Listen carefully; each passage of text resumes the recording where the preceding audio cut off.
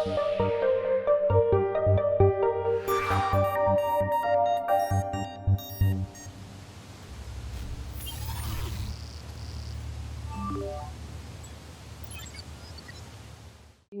Christian, écoute, c'est un grand plaisir pour nous tous et pour moi en particulier de t'accueillir dans cette conférence et on te remercie d'avoir accepté cette proposition d'intervention. Christian, tu es ingénieur civil des mines, docteur et sciences, professeur émérite à l'école des mines de Saint-Étienne. Tu as été, je m'en souviens, délégué interministériel pour Le développement le durable. développement durable, hein, de Oui, 2004 à 2008.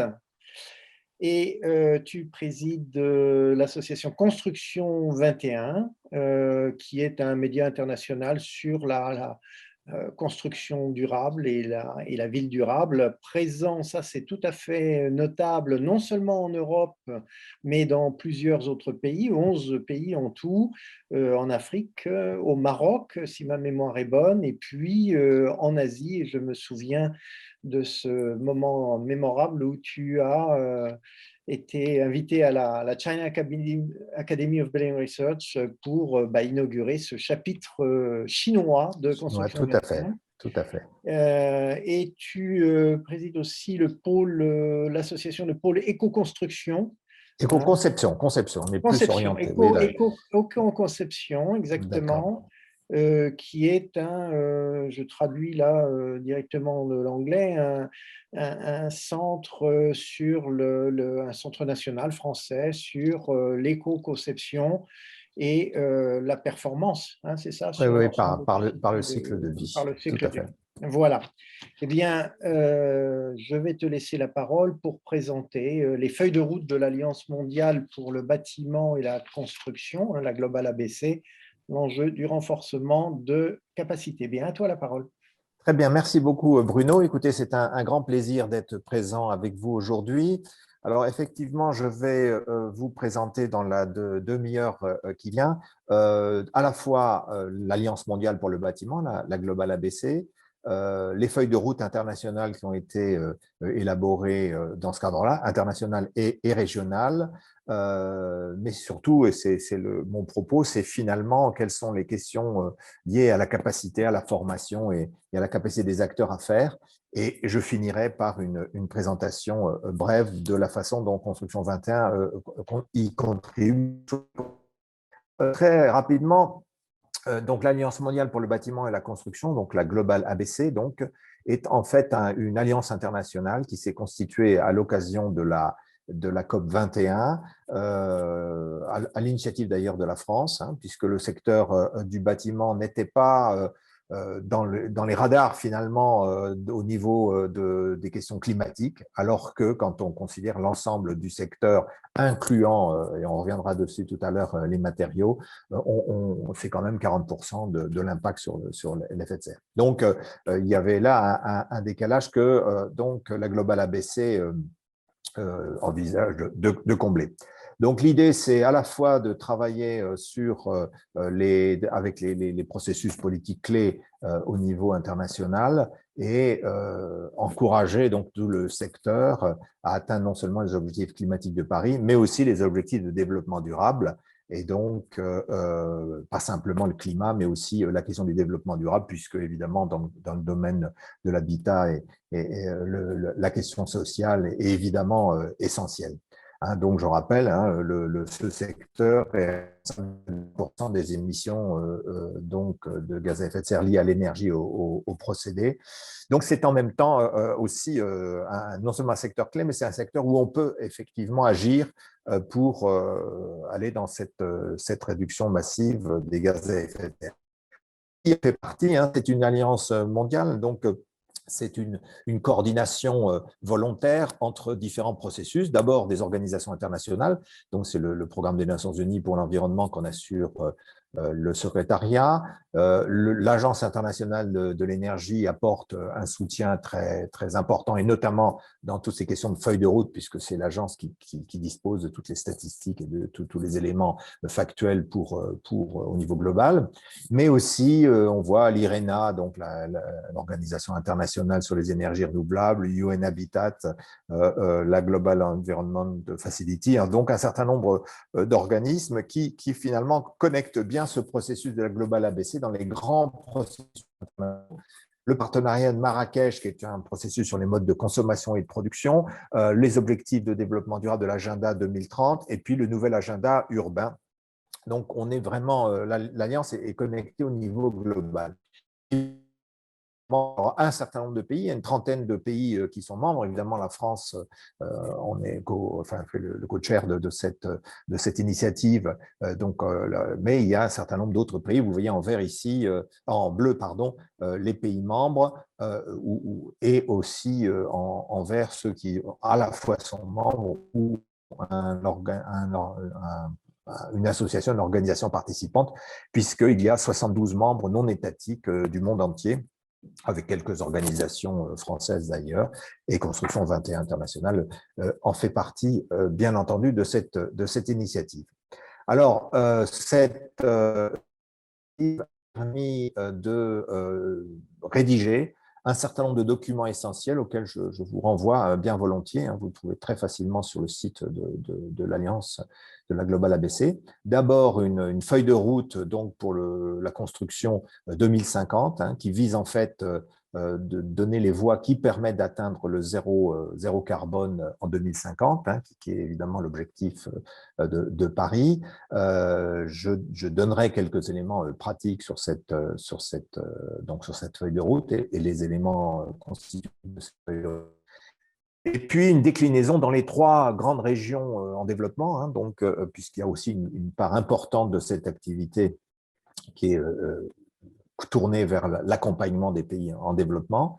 Donc, une pour l'Afrique, pour l'Asie et pour l'Amérique latine. Et donc, évidemment, ce sont des enjeux qui sont différents de ceux qu'on va retrouver dans les pays développés en France ou en Europe, mais qui sont tout aussi essentiels. Hein. Je rappelle simplement qu'il devrait y avoir 1 milliard d'habitants de plus en ville en Afrique d'ici 2050. Hein. Donc, vous voyez que la nécessité d'une construction vertueuse en matière climatique notamment, est essentielle. Alors, ce que nous dit la feuille de route qui porte effectivement sur l'ensemble des consommations au niveau du bâtiment, donc depuis l'éclairage, l'eau chaude, la climatisation, le chauffage et les matériaux utilisés, hein, dans ce qu'on appelle le scope 3, hein, donc dans le jargon. Et donc voilà les contributions actuelles en matière donc de gigatonnes de carbone, hein, au niveau mondial, et les extrapolations en 2050 en fonction des évolutions à 1,3% de croissance annuelle de la construction notamment. Donc, la croissance historique nous mettrait à plus de 14 gigatonnes de carbone. Et évidemment, ça correspond à une trajectoire 6 degrés hein, d'augmentation, hein, si on était dans cette logique-là. Alors, pratiquement, il y a une tendance tout de même avec des gains de productivité, etc., et donc qui permettent de faire une certaine économie, mais tout de même, on arrive à 12 gigatonnes ce qui est plus 4 degrés.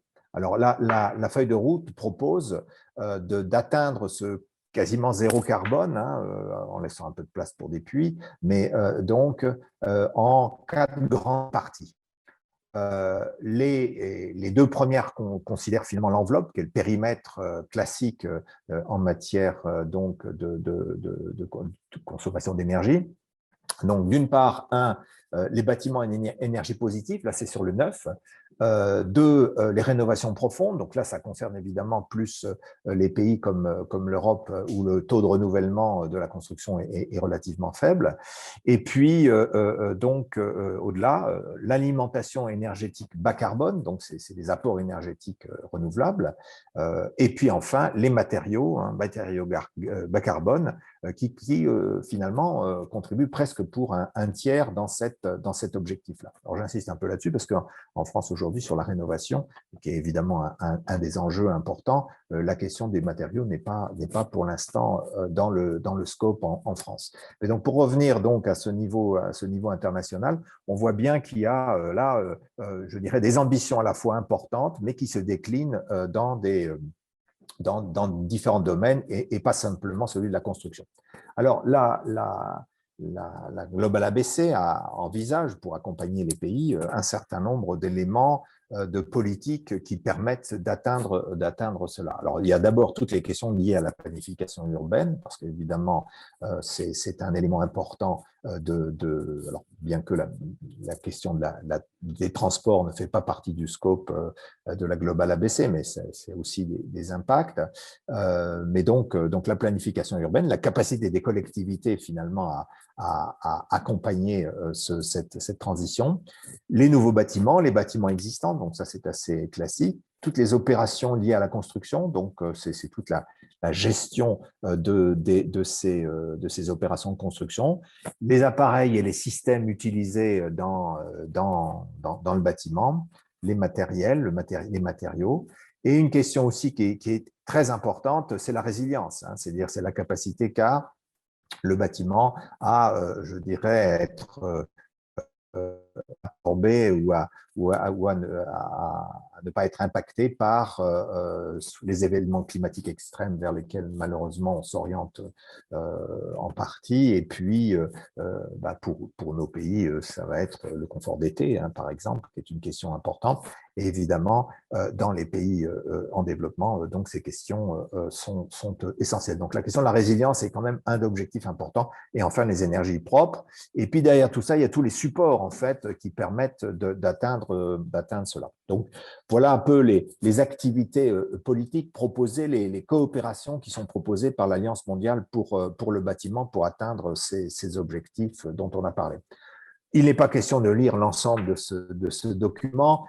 Néanmoins, je cite ici une analyse risque-avantage qui a été publiée donc, dans le cadre de la Global ABC. C'est un document de 2019 sur leur site, et qui a fait un peu une analyse, oui, coût-avantage, hein, entre avantage, coût et risque de ces différentes politiques. Alors, j'ai mis en rouge ici toutes les questions qui sont liées à l'emploi et à la formation. Donc, il y a effectivement, dans les avantages, évidemment, toutes ces politiques sont créatrices d'emplois. On reviendra d'ailleurs dessus tout à l'heure. Mais il y a évidemment des coûts qui sont les coûts d'apprentissage et de formation qui doivent accompagner effectivement ce processus-là, et que parmi les risques qui ne permettraient pas d'atteindre les objectifs qu'on s'est donnés, il y a toutes les problématiques du manque de capacité technique sur le marché du travail. Donc, c'est identifiant cette question-là. Mais il y a aussi d'autres éléments plus collectif, donc là c'est un peu individuel, hein, c'est des individus.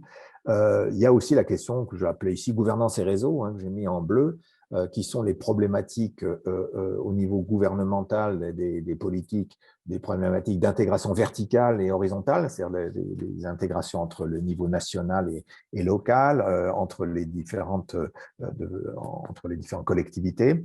Donc ça c'est une question. Et puis il y a évidemment dans les risques des questions de rapport de force, les pressions politiques exercées par les parties prenantes ayant un intérêt direct au maintien du par exemple, l'impact des politiques sous-optimales par manque de coordination. Donc, je ne vais pas lister l'ensemble de ces questions-là, mais il y a aussi donc une dimension que je dirais collective, hein, c'est-à-dire de la capacité qu'ont les acteurs à coopérer, à coordonner leurs efforts et à travailler ensemble. Donc, c'est les deux dimensions que je souhaitais invoquer. Puis après, il y a l'accès à l'information, aux connaissances.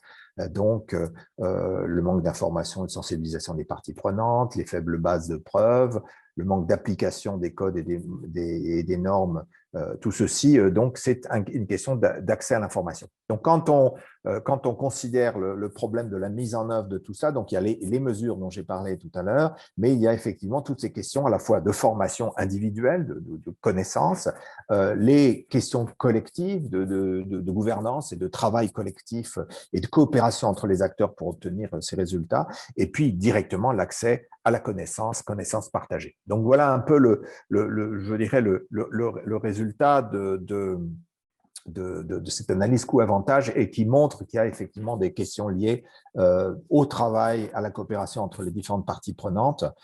Et là, d'ailleurs, cette question des parties prenantes du bâtiment a été aussi et servi de base des feuilles de route régionales qui montrent qu'effectivement, les 8 activités dont je parlais tout à l'heure, hein, planification urbaine, nouveaux bâtiments, etc., concernent à des degrés divers des acteurs entre les gouvernements nationaux, les gouvernements infranationaux, c'est-à-dire les collectivités locales, les entreprises, les promoteurs, les institutions financières, les architectes, les fabricants, les installateurs, les propriétaires occupants et la société civile. Donc, on voit qu'il y a une grande profusion d'acteurs. Et c'est sans doute une des questions, une caractéristique du domaine de la construction, c'est ce morcellement en fait des acteurs et des parties prenantes et des décideurs aussi qui est caractéristique. On n'est pas dans le même secteur.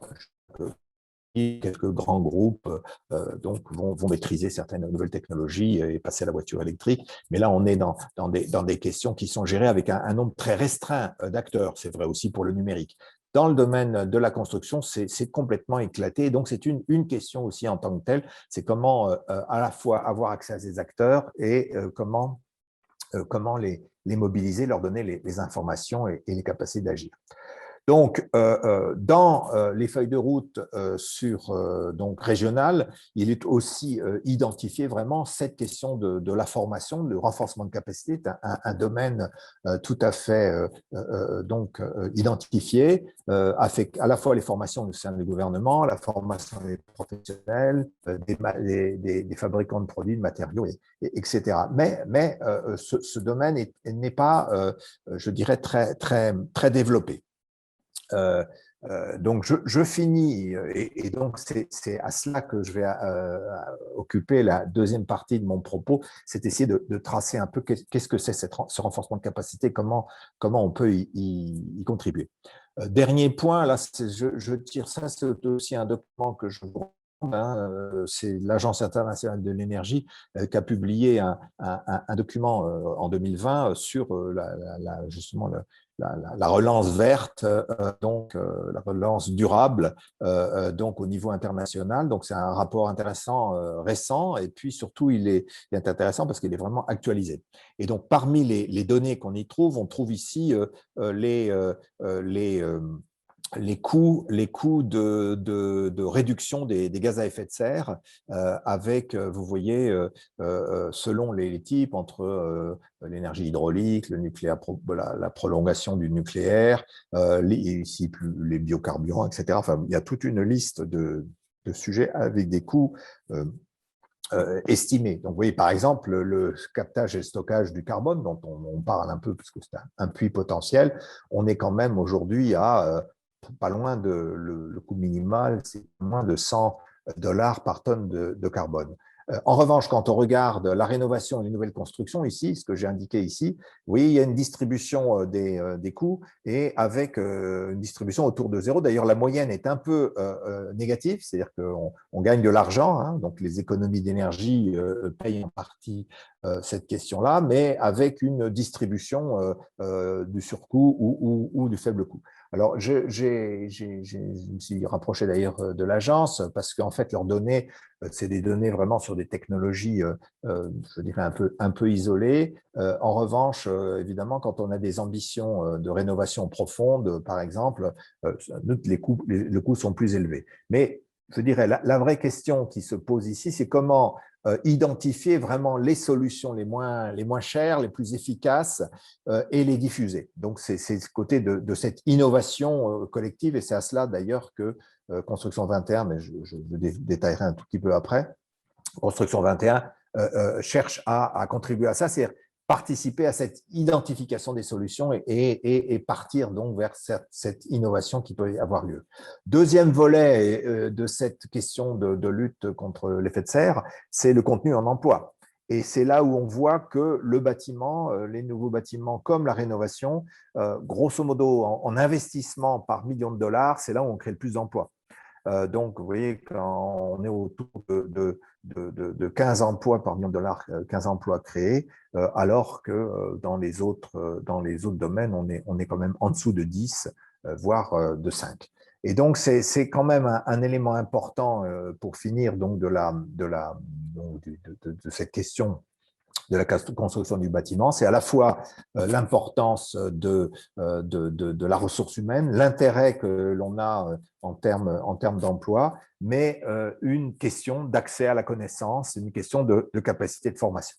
Donc, en fait, ce terme est peut-être un peu technocratique, hein, renforcement de capacité, mais c'est finalement la capacité qu'ont les acteurs à agir et donc toutes les connaissances et les pratiques et les expériences dont ils disposent pour pouvoir agir. Alors là, j'essaye de donner quelques éléments qui ne sont plus dans les feuilles de route. Hein. Là, j'essaie de segmenter un petit peu de quoi il est question quand on parle de renforcement de capacité. On voit bien qu'il y a le renforcement de capacité au niveau national, hein, donc ça c'est les capacités nationales, c'est qui correspondent aux États, aux politiques. Il faut quand même savoir que c'est une question importante au niveau des pays en développement parce que les procédures d'aide au développement impliquent qu'on passe par des stratégies nationales et que donc dans tous les processus d'aide au développement au niveau international, le volet capacité des pays à mener des planifications et à conduire des programmes financés par l'extérieur sont un élément important. Donc, c'est une des composantes de la coopération internationale, c'est le renforcement de capacité des pays. Mais la dimension inférieure, sous-régionale, et enfin au niveau des collectivités et au niveau opérationnel des acteurs économiques, n'est pas encore vraiment à l'ordre du jour au niveau international dans les aides. Et je pense que c'est un élément important. On milite avec certains pour qu'il y ait 1 pour 1000 des investissements et des flux financiers liés à l'économie verte soient consacrés à cette question du renforcement de capacité, parce que c'est une des conditions aussi que ce soit à la fois efficace et que ces politiques se diffusent. Donc, il y a des niveaux infranationaux, donc les politiques et les planifications locales dont on a parlé tout à l'heure, mais aussi les projets, les solutions, toutes les capacités opérationnelles à conduire des projets, à les mettre en œuvre. Donc ça, c'est plutôt effectivement les collectivités locales quand elles sont maîtres d'ouvrage, mais aussi les entreprises, les associations, tous les acteurs qui agissent et qui génèrent des projets. Il y a les capacités techniques, donc de tous les intervenants effectivement dans l'acte de construire, et puis enfin les activités de la communauté, c'est au niveau des citoyens, des individus, etc. C'est toute leur participation à ce processus, puisqu'il y a beaucoup de décisions qui se prennent au niveau des occupants finalement de l'habitat. Donc voilà, ça c'est, je dirais, la capacité individuelle.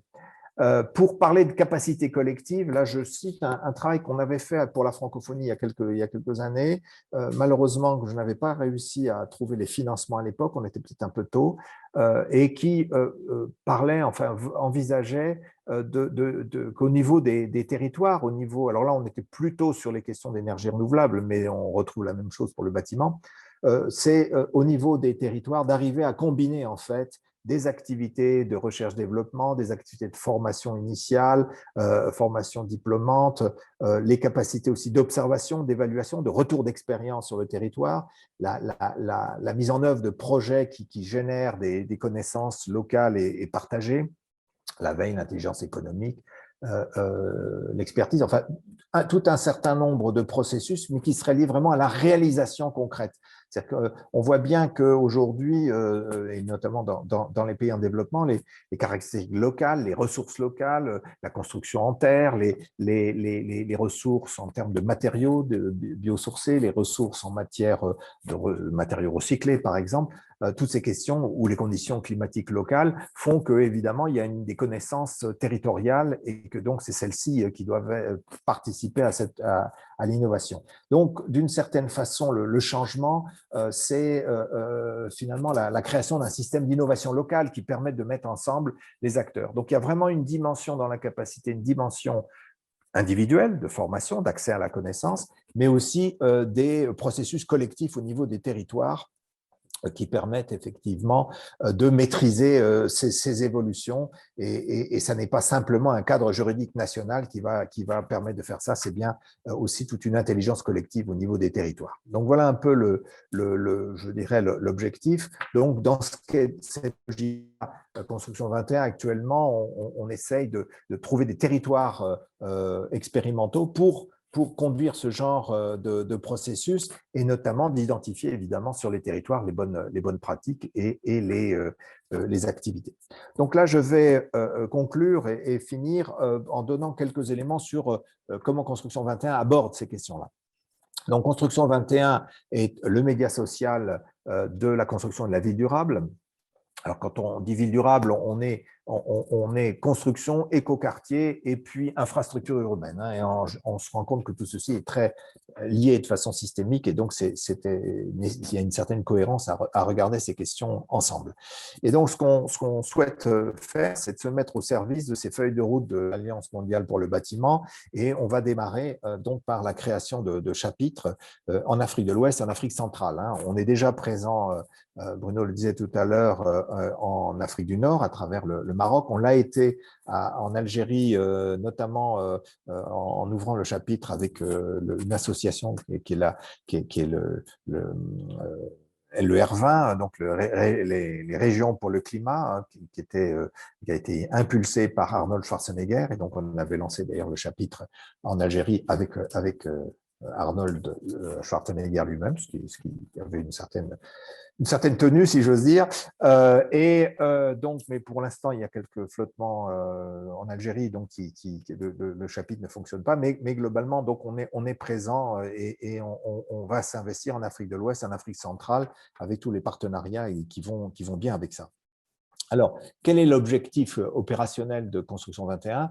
Donc, c'est informer en fait l'ensemble du secteur et donc tous ces multiples acteurs dont on parlait tout à l'heure, leur donner accès aux informations et aux réseaux, aux coopérations nécessaires. Donc, les sensibiliser sur les enjeux de développement durable, les informer sur les réglementations, la recherche, l'innovation, les financements, enfin donner vraiment un accès à ces informations pertinentes.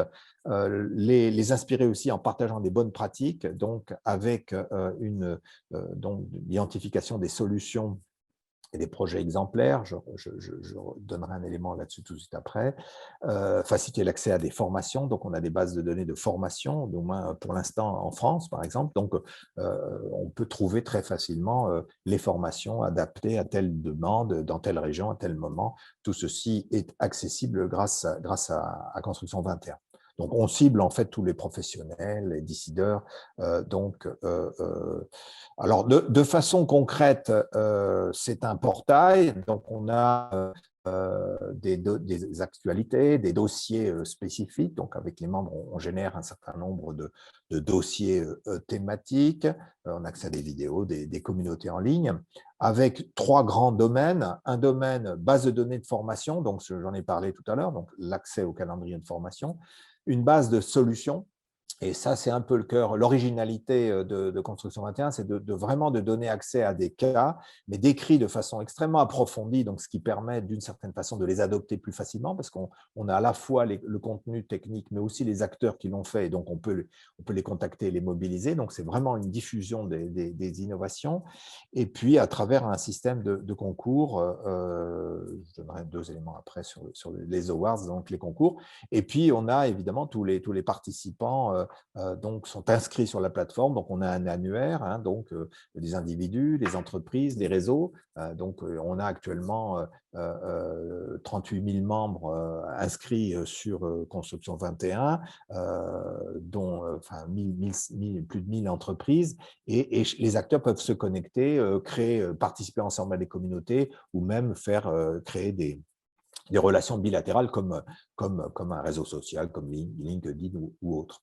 Et puis, tout ceci est interfacé avec tous les réseaux sociaux, c'est-à-dire qu'on rediffuse dans les réseaux sociaux et que donc on est présent sur la plupart des grands réseaux sociaux. Et en termes de présence, donc effectivement, on est présent en Europe, et puis en Chine et au Maroc de façon opérationnelle.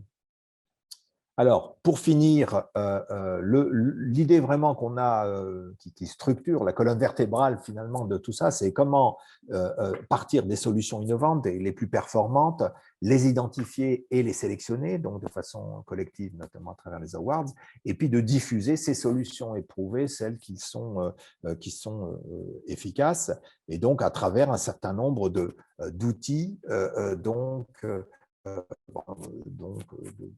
d'approches qui viennent conforter ce modèle. Donc, parole de start-up, donc qui est vraiment sur les solutions innovantes, les dossiers thématiques qui font effectivement le point, l'état de l'art sur un certain nombre de questions, les awards pour identifier et sélectionner donc les meilleures pratiques, les bases de promotion, communauté en ligne, etc. Donc, il y a une intégration de tous ces outils à travers une série de mots-clés. J'en ai sélectionné quelques-uns, mais on va retrouver des mots-clés qui permettent sur chacun de ces des tags, hein, comme on dit, hein, donc d'avoir accès à des informations qui rentrent dans ce cycle-là.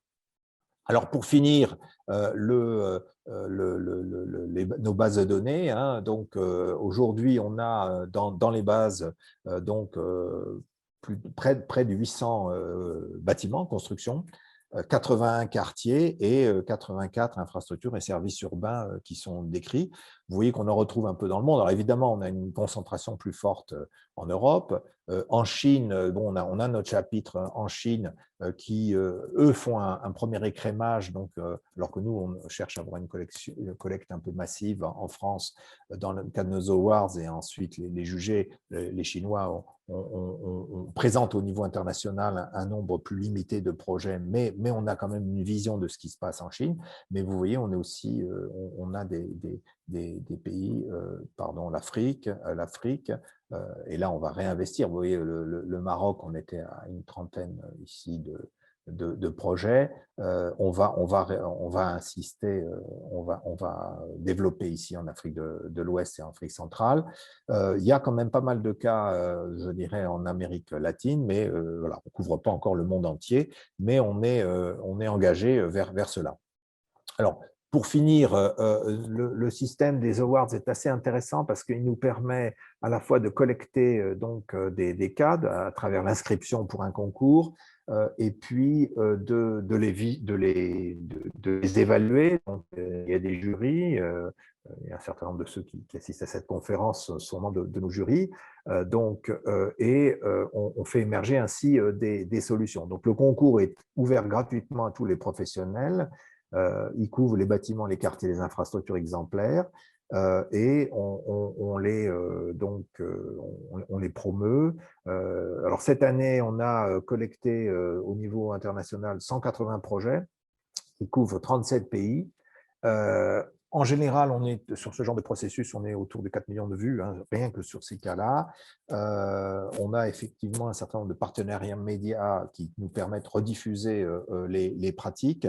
Et donc, alors aujourd'hui, vous pouvez vous connecter sur Green Solution Awards, qui est le site spécifique, mais qui est complètement connecté aux bases de construction 21, pour voter, parce qu'il y a une partie, pour la partie française, on a un vote en ligne, ce qui est une façon assez élégante, à la fois de sélectionner des cas sur la base des internautes, hein, de ceux qui vont les voir, mais en même temps, tous ceux qui vont visiter les cas pour les noter ont un aperçu effectivement du panorama de ce qui se fait de mieux et des meilleures initiatives actuelles en matière de construction. Donc, c'est aussi en tant que tel, ce processus est un processus aussi de partage de connaissances, hein, avec le côté concours vient donner un moteur supplémentaire, mais on est vraiment là dans le partage, l'identification des cas et les partages des connaissances. Alors, pour donner je finis par deux exemples, hein, mais c'est un peu injuste pour ceux que je n'ai pas sélectionnés, mais voilà par exemple le genre de bâtiment.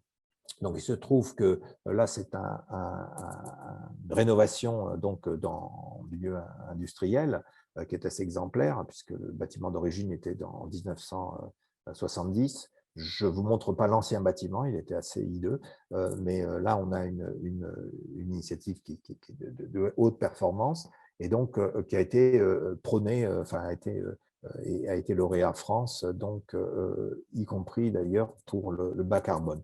Et bien voilà, ce cas, vous pouvez y avoir accès. Vous voyez, on a tous les éléments, la surface, le coût de la construction, donc le coût au mètre carré. On a plein, alors je ne les ai pas détaillés ici, mais pour le site, accès à la description plus précise, les détails sur le projet, les intervenants, etc., etc. Et ce cas, vous voyez, a été vu 35 000 fois. Donc, en termes de diffusion et puis aussi de lisibilité pour les promoteurs de ce projet-là, évidemment, c'est loin d'être négligeable en termes de diffusion de solutions. On en a ici un autre, toujours dans le domaine dans le domaine aussi du tertiaire, un autre projet qui a eu un prix bas carbone parce qu'il utilisait ces matériaux. Donc voilà un peu les éléments concrets de Construction 21. Et donc, pour conclure, hein, donc notre objectif, c'est véritablement de donner tous les éléments en matière d'accès à l'information, à la mise en réseau, et à l'identification des meilleures solutions en service des feuilles de route internationales, sachant qu'on est vraiment là sur l'opérationnel, sur ceux qui font, et moins sur l'aspect des politiques. Et on voit qu'il y a quand même beaucoup d'échanges, y compris d'ailleurs dans le périmètre de l'Alliance mondiale pour le bâtiment, on réfléchit sur les politiques, sur les réglementations, sur les normes, ce qui est un élément évidemment clé. Mais là, on est vraiment, nous, positionnés sur les solutions elles-mêmes et les acteurs concrets de terrain. Voilà, je vous remercie de votre attention et je suis désolé pour la petite panne de tout à l'heure.